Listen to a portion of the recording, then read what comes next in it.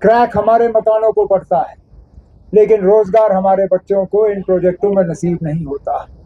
बड़े ठेकेदार भी बाहर से आते हैं, छोटे ठेकेदार भी बाहर से आते हैं, पढ़े लिखे जो इनके काम करने वाले हैं वो भी बाहर से आते हैं, यहाँ तक कि मजदूर को भी अक्सर बेशतर ये लोग बाहर से लाते हैं। नेशनल कॉन्फ्रेंस ने अपने मंशूर में लोगों के साथ वादा किया है कि जहां कहीं बड़ा प्रोजेक्ट हो, चाहे वो बिजली का हो, सड़क का हो, रेल का हो, टनल का हो, कोई सा भी बड़ा प्रोजेक्ट हो, उसमें पहला हक रोजगार का हमारे लोग रखेंगे, फिर बाहर से कोई आएगा वहां रोजगार हासिल करने के लिए। लेकिन प्रोजेक्टों में, इन जगहों पे रोजगार हासिल करने के लिए तालीम की भी बहुत ज़रूरत होती है, क्योंकि जो लोग तालीम से महरूम रहे हैं, तालीम से दूर रहे हैं, उनकी कमाई थोड़ी कम होती है। तालीम याफ्ता लोग जो हैं थोड़ी कमाई ज़्यादा करते हैं। हमें विरासत में बाबा एक कौम शेर कश्मीर शेख मोहम्मद अब्दुल्ला ने अगर कुछ दिया तो हमारे बच्चों बच्चियों के लिए मुफ्त तालीम का निज़ाम था। इन लोगों ने पिछले 8-10 साल में उस मुफ्त तालीम के निज़ाम को बिल्कुल अंदर से खोखला किया। हमने अपने मंशूर में अपनी भाइयों से, अपने बहनों से ये वादा किया है कि अगर इस इलेक्शन के बाद 8 अक्टूबर को नेशनल कॉन्फ्रेंस की हुकूमत बनी, हम स्कूल से लेके यूनिवर्सिटी तक बच्चों और बच्चियों के लिए मुफ्त तालीम फराहम करना शुरू करेंगे।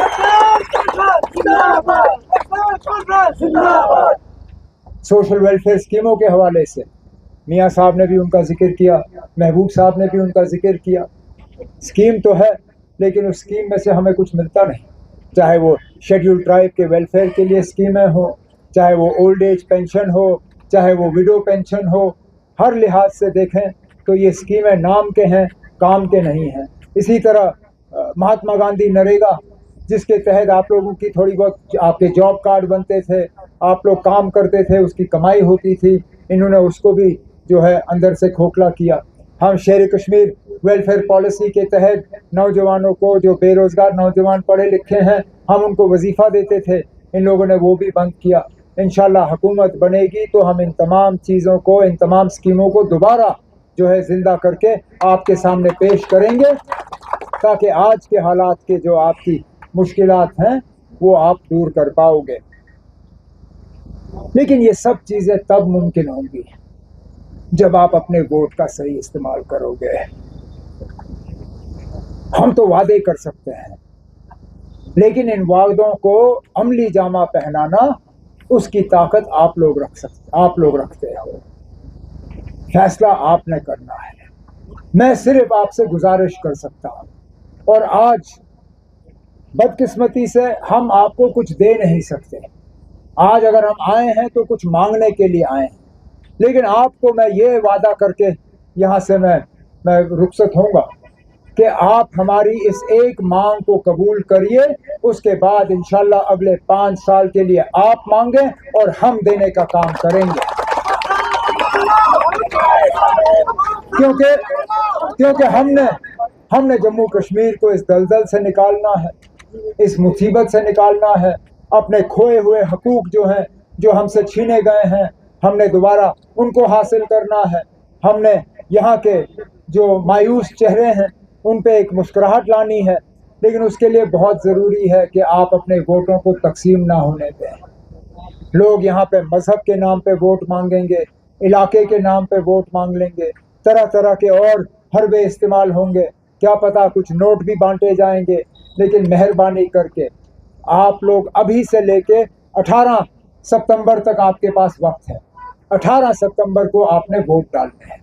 मैं सिर्फ आपसे ये गुजारिश करूँगा कि आप मेरी बातों पे गौर करें, आप मियाँ साहब की बातों पे गौर करें, आप महबूब साहब की बातों पे गौर करें, आप इकबाल साहब की बातों पे गौर करें, और गौर करने के बाद आपको अगर लगे कि हमने कोई ऐसी बात नहीं की जिससे कि आपको फ़ायदा है, फिर आप जहाँ पे भी वोट डालें, हमें कोई गिला नहीं होगा। लेकिन अगर आपको लगता है कि इक़्तिदार हमारे हाथों में सौंप के आपको हमारे वादों से, हमारे मंशूर से कुछ फ़ायदा हासिल हो सकता है, तो मेहरबानी करके 18 सितंबर को आप हल का बटन ढूंढ के महबूब इकबाल साहब को यहाँ से कामयाब होके भेज दीजिए, ताकि वो आपकी नुमाइंदगी कर सके और पहले दिन से इंशाल्लाह वो आपके मुतालबे और आपके मुश्किलात जो हैं उनको हल करने पे लग जाएंगे। ये मेरा आप लोगों के साथ वादा है। तो इस उम्मीद के साथ कि जब अगली बार हम गंडो यहाँ उतरेंगे और आपसे खिताब करेंगे, उस वक्त महबूब इकबाल साहब न सिर्फ MLA होंगे, लेकिन अगर अल्लाह ने चाहा तो आगे और तरक्की करेंगे। हुकूमत हमारी होगी। मुझे इस बात का भी एहसास है कि रियासत का दर्जा जब हमसे छीना गया तो हमसे लेजिस्लेटिव काउंसिल भी लिया गया, जहां हम MLC बनाते थे, जिसमें इकबाल साहब ने आपकी नुमाइंदगी की है। रियासत का दर्जा हमें वापस हासिल होगा तो हम फटाफट दोबारा जो है लेजिस्लेटिव काउंसिल कायम करेंगे और इंशाल्लाह बलेस से हम आपका एक MLC बनाएंगे, ताकि यहाँ पे आपको सही माने में नुमाइंदगी मिले। आपका यहाँ MLA भी होगा, आपका MLC भी होगा, दोनों मिलके डबल इंजन के तौर पे आपकी खिदमत करेंगे। लेकिन इन सब चीज़ों को मुमकिन बनाने के लिए मेहरबानी करके सिर्फ मेरी ये गुजारिश पे आप गौर करें और उस पर अमल करें। 18 तारीख हल का बटन, हम सब का बटन, हमारी कामयाबी और तरक्की का बटन। यही उम्मीद और गुजारिश के साथ मैं आपसे इजाज़त चाहता हूँ। मुझे मालूम है आप लोग 12 बजे से इस धूप में बैठे हुए हो, इसलिए हमने सोचा कि जल्दी हम प्रोग्राम मुकम्मल करके आपको यहाँ से फारिग करें। मैं आपसे इजाज़त चाहता हूँ। अल्लाह ताला आपको अपनी हिफाजत में रखे, घरों को आबाद रखें। बहुत बहुत शुक्रिया।